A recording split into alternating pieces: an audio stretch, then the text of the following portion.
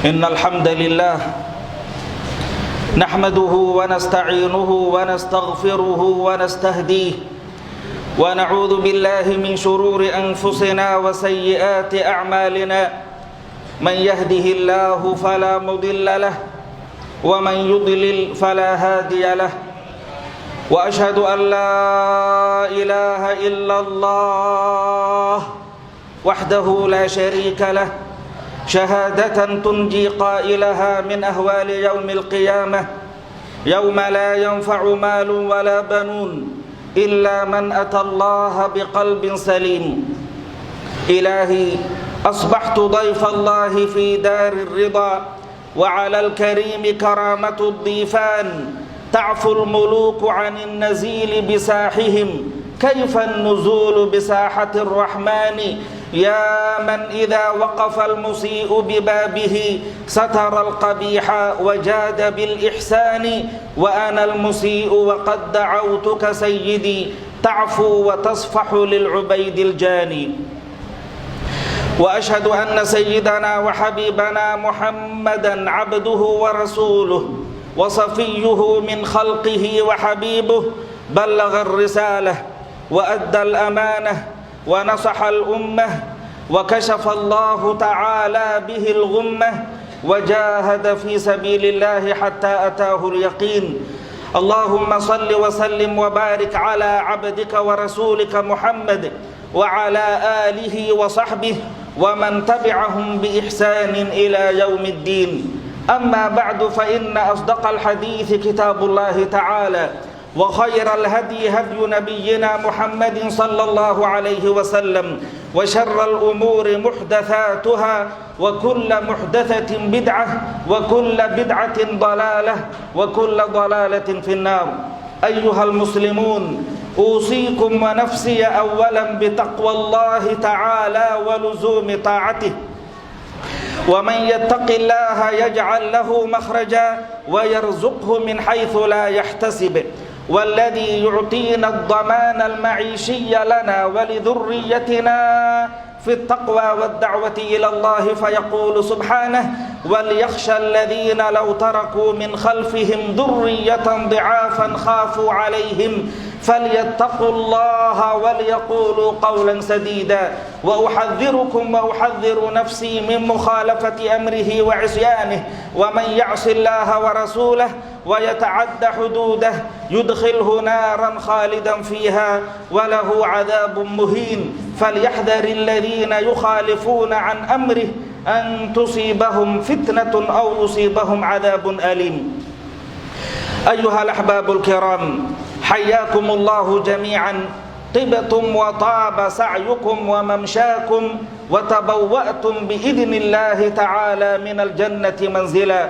وأسأل الله الحليم الكريم جل وعلا الذي جمعني بحضراتكم في هذا المسجد المبارك على طاعته أسأله عز وجل أن يجمعنا جميعا في الآخرة مع سيدنا رسول الله صلى الله عليه وسلم في جنته ودار كرامته إنه ولي ذلك ومولاه.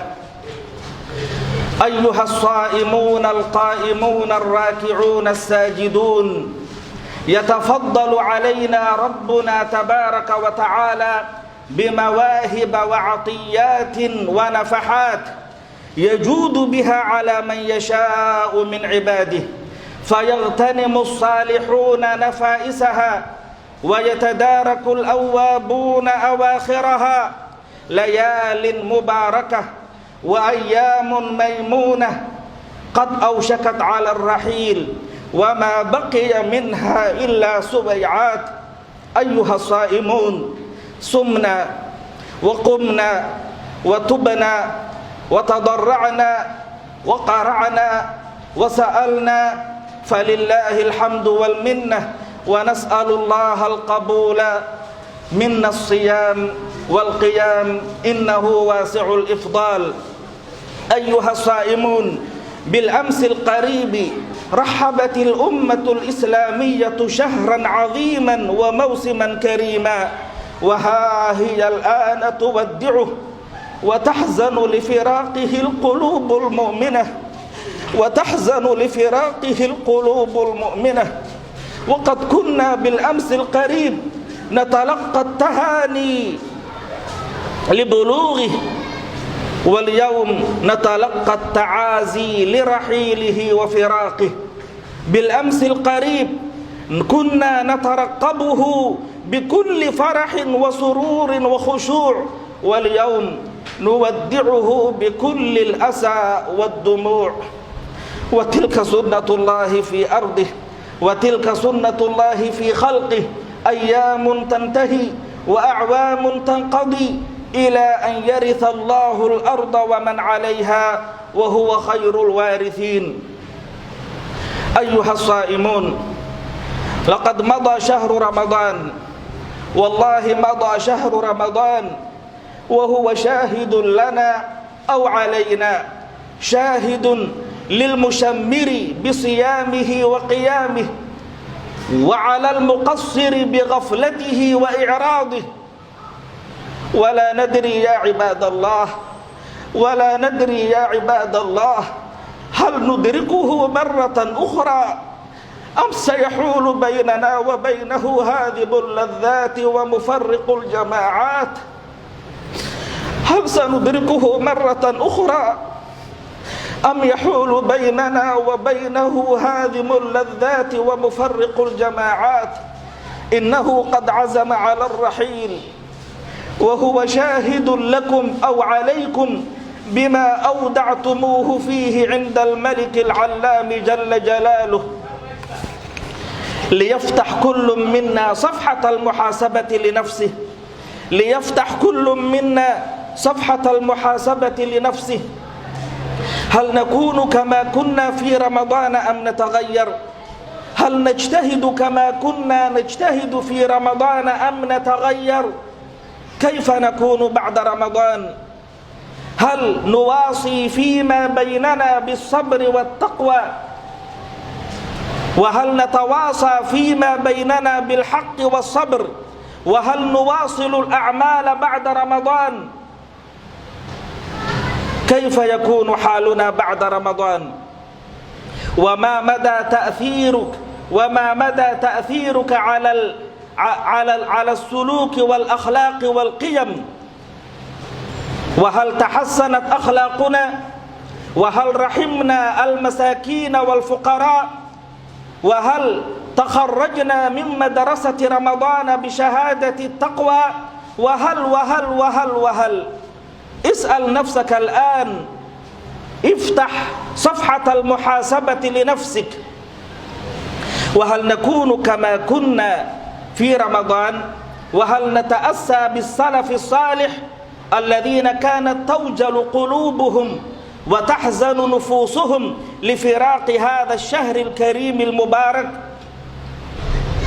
أيها الصائمون، فهنيئا ثم هنيئا ثم هنيئا لمن قبل صيامه وقيامه، ويا خسارة من رد مع المردودين، ويا خسارة رد مع المردودين، لأنه لم يخلص قلبه لله رب العالمين.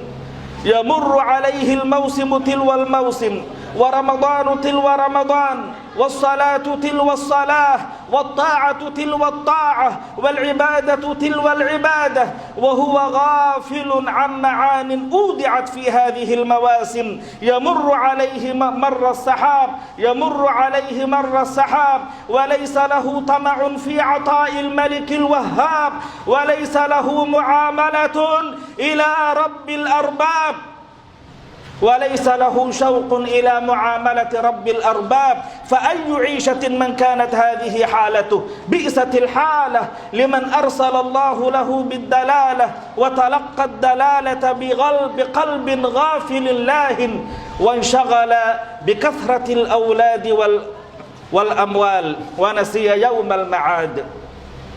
أيها المسلمون، سألت أمنا عائشة رضي الله تعالى عنها وأرضاها رسول الله صلى الله عليه وسلم عن هذه الآية: والذين يؤتون ما آتوا وقلوبهم وجلة أهم الذين يشربون ويسرقون؟ قال صلى الله عليه وسلم: لا يا ابنة الصديق، ولكنهم الذين يصومون ويصلون ويتصدقون ويخافون ألا يتقبل منهم، أولئك يسارعون في الخيرات وهم لها سابقون. وقال سيدنا علي رضي الله تعالى عنه وأرضاه: كونوا لقبول العمل أشد اهتماما من العمل، كونوا لقبول العمل أشد اهتماما من العمل. وقال فضالة بن عبيد رحمه الله: لأن أعلم أن الله تبارك وتعالى تقبل مني مثقال حبة خردل أحب إلي من الدنيا وما فيها. هكذا كان السلف الصالح عليهم رضوان الله. قال في طهارة القلوب: والمكلفون على 4 أقسام. القسم الأول: قوم خلقهم الله تعالى لخدمته وجنته، وهم الأنبياء والصالحون والأولياء. والقسم الثاني: قوم خلقهم الله تعالى لجنته دون خدمته، وهم الكفار، ثم ختم لهم بالإيمان كسحرة فرعون كانوا 30,000 على ما قيل، كانوا أول النهار يحلفون بعزة فرعون: إنا لنحن الغالبون، ثم بعد ساعة قالوا: لن نؤثرك على ما جاءنا من البينات والذي فطرنا فاقض ما أنت قاض إنما تقضي هذه الحياة الدنيا إنا آمنا بربنا ليغفر لنا خطايانا وما أكرهتنا عليه من السحر والله خير وأبقى. والقسم الثالث عباد الله: قوم خلقهم الله تعالى لا لخدمته ولا لجنته، وهم الكفار الذين يموتون على الكفر. والقسم الرابع: قوم خلقهم الله تعالى لخدمته دون جنته، وهم الذين كانوا عاملين بطاعة الله، كانوا عاملين بعبادة الله، ثم مكر بهم وساءت خاتمتهم، نعوذ بالله من سوء الخاتمة. أيها الصائمون، لقد مضى شهر رمضان المبارك وانتصب لكم مودعا وسار مسارعا، ولكن أين البكاء لرحيله؟ لأنه ضيف من الملك الكريم جل وعلا، لأنه شهر فتح فيه أبواب الجنة وغلقت فيه أبواب الجحيم، شهر مبارك، شهر ينادي المنادي: يا باغي الخير أقبل ويا باغي الشر أقصر. يودعنا شهر رمضان المبارك، يودعنا شهر رمضان المبارك. سلام من الرحمن كل أوان على خير شهر مضى وزمان، سلام على شهر الصيام فإنه أمان من الرحمن كل أمان. لئن فنيت أيامك الغر بغتة، لئن فنيت أيامك الغر بغتة، فما الحزن من قلبي عليك بفاني. السلام عليك يا شهر رمضان، السلام عليك يا شهر المصابيح، السلام عليك يا شهر التراويح، السلام عليك يا شهر الرحمة، يا شهر الرحمة والمغفرة والعتق من النار. السلام عليك يا شهر القرآن، السلام عليك يا شهر التراويح، السلام عليك يا شهر القرآن، السلام عليك يا شهر المصابيح. نسأل الله عز وجل أن يجعلنا من المقبولين ولا يجعلنا من المطرودين، إنه واسع الإفضال. ونسأله عز وجل أن يعيد علينا رمضان سنينا بعد سنين وأعواما بعد أعوام، زائدين لا منتقصين، راضين غير ساخطين، مجتمعين لا متفرقين، مقبولين لا مطرودين، مقبولين لا مطرودين، مقبولين لا مطرودين. وعلى طاعتك أعنا يا رحمن. اللهم اجبر كسر قلوبنا لفراق شهرنا هذا. اللهم اجبر كسرنا، اللهم اجبر كسرنا لفراق شهر رمضان.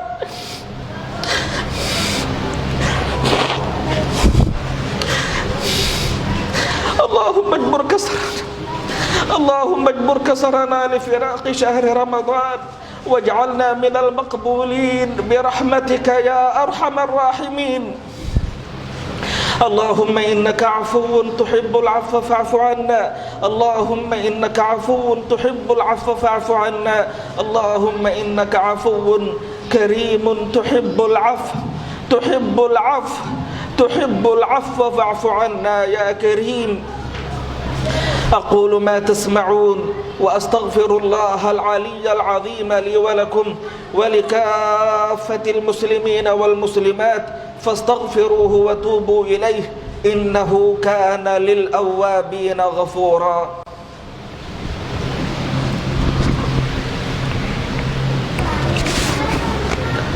الحمد لله، الحمد لله غافر الذنب وقابل التوب شديد العقاب، ذي الطول لا إله إلا هو إليه المصير. وأشهد أن لا إله إلا الله وحده لا شريك له، له الملك وله الحمد، يحيي ويميت وهو على كل شيء قدير. وأشهد أن سيدنا وحبيبنا محمدا عبده ورسوله، السراج المنير والبشير النذير، صلى الله عليه وعلى آله الأطهار وصحابته الأبرار، وسلم تسليما كثيرا إلى يوم الدين. أما بعد، فيا عباد الله، اتقوا الله حق تقاته ولا تموتن إلا وأنتم مسلمون. اعلموا أيها الصائمون أن صدقة الفطر فرض على كل مسلم ذكر وأنثى، صغير وكبير، وهي صاع من تمر أو صاع من بر أو صاع من أقط أو صاع من زبيب أو صاع من قمح، وهي فرض على كل مسلم أيها المسلمون. ولو ولد طفل أو مولود قبل غروب آخر يوم من رمضان وأدرك شهر شوال، يجب على وليه أن يدفع عنه زكاة الفطر.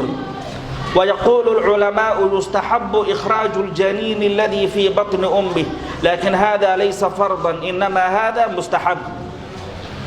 أيها الصائمون، وصلوا وسلموا على من أمركم الله تبارك وتعالى بالصلاة والسلام عليه بقوله جل وعلا: إن الله وملائكته يصلون على النبي يا أيها الذين آمنوا صلوا عليه وسلموا تسليما. اللهم صل وسلم وبارك على عبدك ورسولك محمد وعلى آل سيدنا محمد وأزواجه وذريته كما صليت على إبراهيم وعلى آل إبراهيم، وبارك على سيدنا محمد وعلى آل سيدنا محمد وأزواجه وذريته كما باركت على سيدنا إبراهيم وعلى آل سيدنا إبراهيم في العالمين إنك حميد مجيد. وارض اللهم عن الصحابة الكرام أبي بكر وعمر وعثمان وعلي، وعن الصحابة والتابعين وتابعيهم بإحسان إلى يوم الدين.